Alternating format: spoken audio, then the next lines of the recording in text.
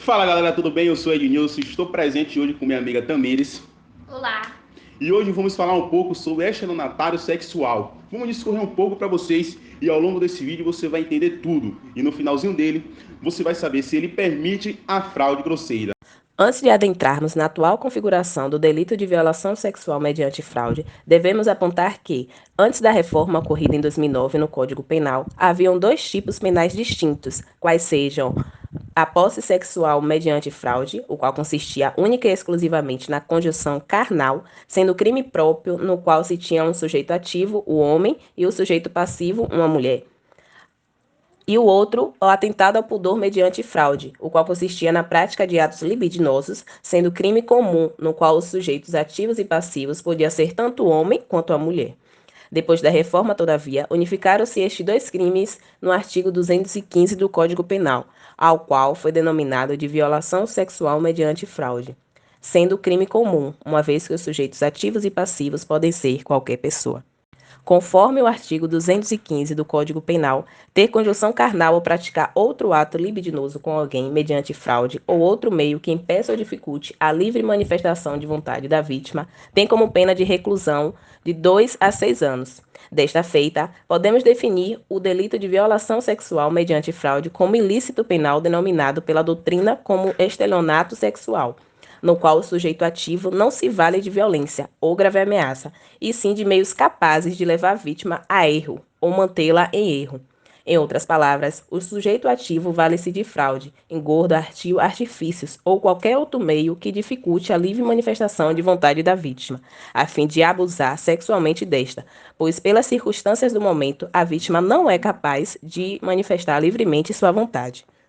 A fraude sexual, apesar de pouca divulgada na imprensa, é um crime muito mais comum do que se possa imaginar. Quem nunca foi enganado por um homem que se diz solteiro, dono de um grande patrimônio e influente na sociedade? Para atrair suas vítimas, o estelionatário se vale de artifícios ligados a status social. O que a vítima não sabe é que o sujeito é educado e gentil, supostamente rico e poderoso, é um manipulador.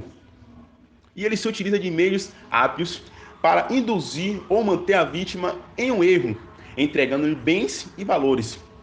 É o engodo, é o engano, o estelionatário comum. A vítima é induzida a entregar algo ou dinheiro em troca de alguma coisa. Já o estelionatário sexual é totalmente diferente.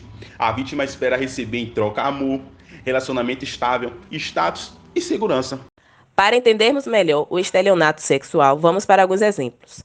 Um médico que mente para a paciente, fazendo-a acreditar na necessidade de exame ginecológico, quando na realidade este pretende praticar atos libidinosos.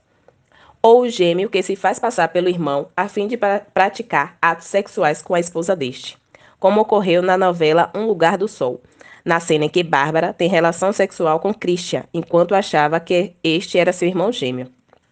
Simulação de culto ou trabalho religioso como engordo para a prática de ato sexual com fiel. Simulação de tratamento médico para a cura de enfermidade seria caso, por exemplo, de um médico que acaricia os seios e as genitais de suas pacientes desnecessariamente para satisfazer sua libido. Aliás, exemplo real que ocorreu este no estado da Bahia em 2013, quando um dermatologista foi preso por ter molestado 12 vítimas. Vamos lá à nossa principal pergunta. O crime de estelionato sexual permite a fraude grosseira?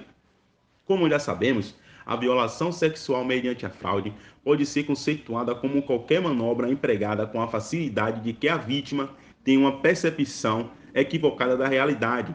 Bom, em suma, entende-se que a fraude grosseira se caracteriza pelo fato do que o agente não consiga iludir a vítima, ou seja, não tem a intenção de enganar. Portanto, não pode se falar em fraude grosseira, haja visto o autor procura meios que objetivo ludibriar um entendimento da vítima sobre a sua ação criminosa, consumando-se o delito. O sujeito passivo pode compreender o fato criminoso apenas posteriormente ou até mesmo nunca possuir tal discernimento. Tendo como caso analógico em 2019 o tatuador Leandro Caldeireiro, que foi indiciado por estelionato sexual após a denúncia de 19 mulheres. Ele se utilizava de manobras enganosas para fazer com que as vítimas acreditassem que aqueles absurdos fossem necessários para o procedimento de tatuagem.